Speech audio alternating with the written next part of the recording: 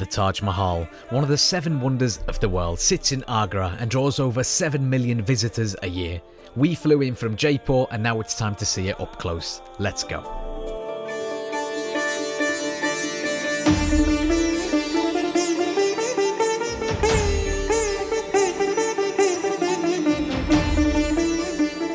You join us today as we leave Delhi on a 3.5-hour car drive to Agra, home of the Taj Mahal. We hired a car for the journey and set off early this morning, driving through some pretty horrendous fog. Not ideal, but it definitely added some atmosphere to the road trip. Right guys, so we're on our way to the Taj Mahal, and when you travel into the Taj Mahal, you can't drive up to the gates. You need to get one of these tuk-tuks or an electric powered vehicle, because within 500 meters of the Taj Mahal radius, you can't actually drive in. They do this to prevent the pollution from the smoke and the fumes from cars, lorries, buses being able to damage the crystal white marble that is all around the Taj Mahal.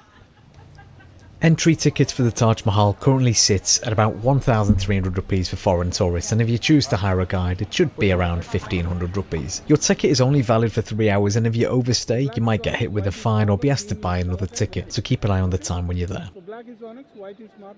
We did opt for a guided tour mainly to help navigate the lines, but in hindsight it wasn't really necessary. Our guide rushed us through the experience and insisted that we stop at a souvenir place afterwards, even though we made it clear that we were just here for the Taj Mahal. In the end we held our ground and didn't go there, and at times we did ask him to be quiet because we just wanted to take in the atmosphere of the Taj Mahal.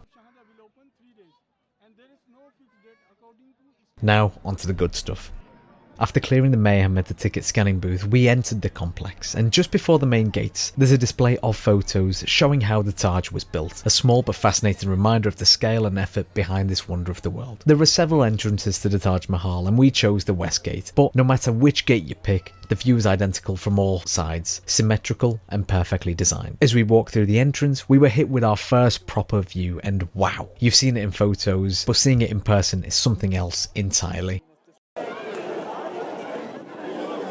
From a distance, it almost looked smaller than expected, like an optical illusion. But as we got closer, we could see just how massive and intricate it really is. The white marble glows as the sun hits it, and you start to notice subtle colours and details etched into the stone. Now, I'm not going to give you a history lesson of the Taj Mahal. There's plenty of other, more capable YouTubers than I, but here's a quick rundown. It was commissioned in 1631 by the Emperor Shah Jahan, and it was built in memory of his wife, Mumtaz, who died during childbirth. It took around 22 years to complete, with over 20,000 people involved. Built entirely from white marble, it blends Persian, Islamic and Indian architectural styles together and stands as one of the world's greatest symbols of love.